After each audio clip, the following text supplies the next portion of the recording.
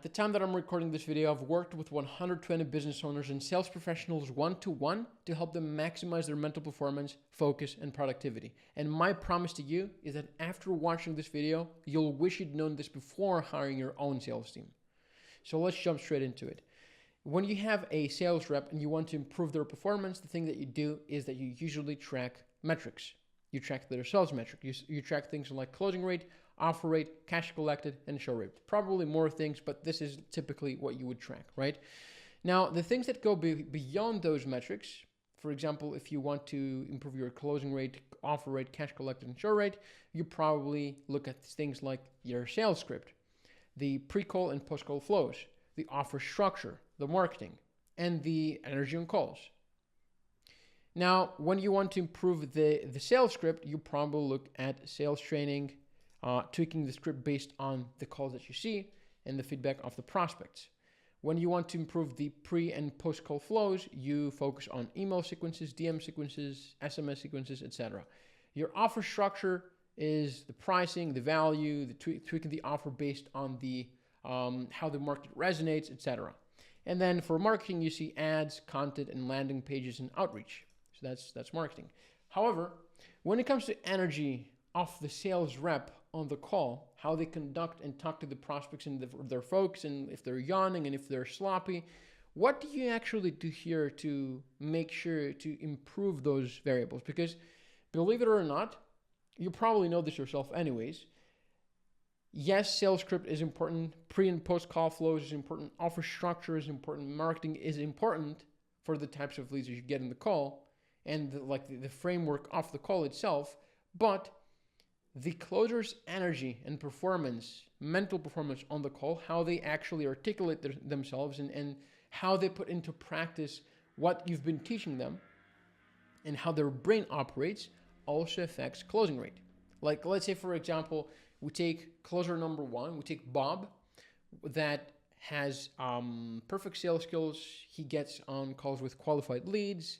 The pre and post call, the pre-call flows, the follow-ups are dialed in, but Bob, closer number one, is tired and foggy and unproductive and unmotivated and moody. Let's say we take that exact same skill set, but we copy Bob and let's say we take Jeff, okay, as an example. He has the exact same skills as Bob in terms of sales, but the only difference Jeff has is that he is high energy, high focus, he's sharp, he's clear, he focuses on what the prospect says, and he's able to articulate himself sharply on the call. Who do you think out of the two is more likely to close more deals? It's probably going to be the second closer, right? And that's why you probably also have your closers do some things to improve their energy on calls, their performance. This is why a lot of people their closers follow specific routines, breath work, meditation. They're probably tracking something like their calories, their steps, some general best practices to improve energy and performance on calls. But what do you notice here that is different compared to this here, the question marks? Let's say that those question marks here are meditation, cold showers, track calories, exercise, etc. Okay, and maybe some stimulants like let's say you take some Alpha Brain or coffee or whatever. But what is the difference between this here and all the other variables? You see, the difference is that if you want to focus on ads, content, landing pages, and outreach, you have a specific metric that you track in order to see if the problem is marketing. For example, if your closing rate, your closing rate is high, and your sales script and everything is dialed in from the sales aspect, but you're jumping on calls with unqualified leads, then it's probably going to be a marketing problem. So you identify this problem and you have data to be able to quantify this problem here. And you have specific data to see if it's the offer structure. You have specific data to see how are the pre-call flows and follow-ups converting. You have your show rate, right?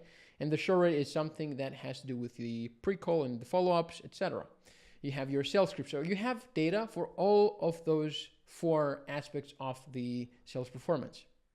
However, when it comes to your closer's energy on calls, the only piece of data that you have is that you probably review the calls or you have your manager review their calls, and they can tell that compared to other calls, they are not really performing at their highest, and they're tired, they're not saying the right things, and they're getting pissed off, and etc., and they're burning out.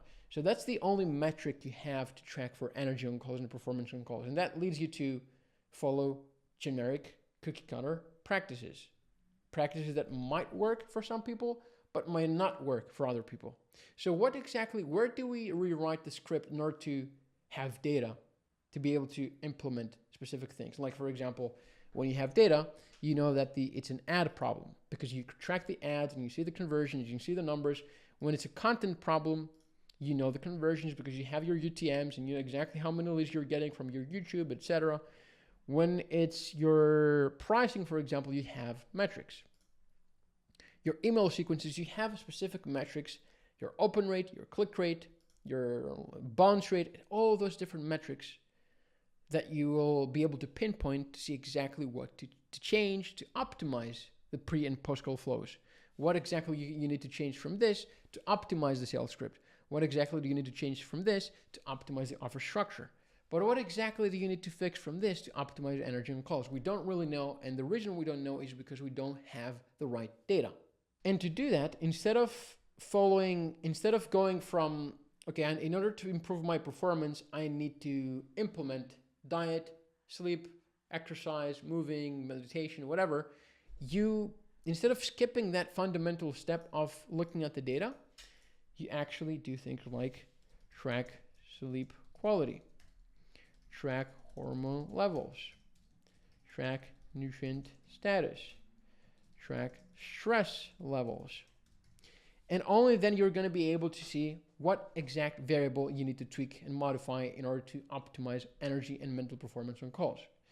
Because in the same exact way, where if you go ahead and, like, for example, you want to improve your marketing, you're probably not going to go ahead and launch a new campaign just because you saw it on the internet and just because one of your other friends told you that, hey, those ads are working well, you should do that. You should scale those ads and like only run this campaign because it's probably going to work for you as well.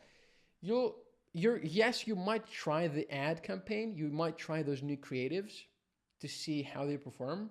But the key word is that you see how they perform. In order to see how they perform, you actually look at the numbers. So you open Hyros, or you open your ad manager, or your, like, whatever dashboard you use, and you look at CPM, you look at cost per acquisition, cost per booked call, you look at click-through rate, and in order to be able to determine if the ads work or if the ads don't work. In the same exact way, how do you know why is your closer not performing at its maximum potential? If your closer, of course, smokes weed and only depends on caffeine, and like he's stressed out, his personal life is not where it should be, and he's eating crap every day, yes, probably those things are lowest hanging fruits and you need to address those basic things. But even if that is the issue, the moment you start having data and tracking, quantifiably seeing his sleep quality, the hours of sleep that he gets, but also the depth and how much REM sleep and how much deep sleep he's getting, as well as how his overall daily routine and lifestyle and habits are affecting his stress levels and recovery, then you're going to be able to tell him exactly what to do and customize a specific routine for him specifically. Then the moment you go from telling him to just eat a healthy diet, which is probably going to work, to actually tracking his testosterone levels, his hormone levels, and nutrient deficiencies to see what are the ingredients he should be eating specifically to optimize his mental output. Because things like, for example, vitamin D, or things like glucose levels, or things like cortisol levels, all those things directly impact how you think, how you feel, the chemicals your brain produces that make you either energized and focused or unproductive and unmotivated. So with this variable being optimized specifically here, this variable here being optimized, where most average sales teams don't do that, it's going to be the differentiating factor for your sales team to go from decent performance to 0.1% performance. And the reason I'm telling you this is because I've implemented this hundreds of times with agency owners that are behind the phone all day, but also sales professionals that are behind the phone all day. And the main metric that, and the main factor that impacts their performance on the calls is their mental performance. And the reason I say that is because I've seen that, and we've had metrics, tracked thousands of hours of sleep data, tracked hundreds of biomarkers, actually thousands of biomarkers across hundreds of clients, to see what exactly are the things that allow them to perform at their peak mentally. Because you probably know exactly how you can improve and optimize your sales process, the sales script, the marketing, and all of that kind of stuff. But how do you actually quantifiably and predictably create a system for your sales team, for each specific member of your sales team, to optimize those variables here? So to help you do this, I've created a step-by-step protocol that essentially shows you what are the things you can track, how you can track them, and how you can then create a personalized protocol using data that integrates your closers' health data and their sales performance data to maximize their closing rate and mental performance on calls. So you know you have a predictable system that if your closers follow, they are going to be closing like machines. And better than that, you have the data to be able to keep them accountable every single day to what they're doing and what they should not be doing. So if you want to see that video that I'm talking about, then click the video you see on the screen right now and walk through that step by step. And if it's interesting, then I'll tell you in that video what to do to potentially explore how we could integrate this for your sales team as well personally. Take care.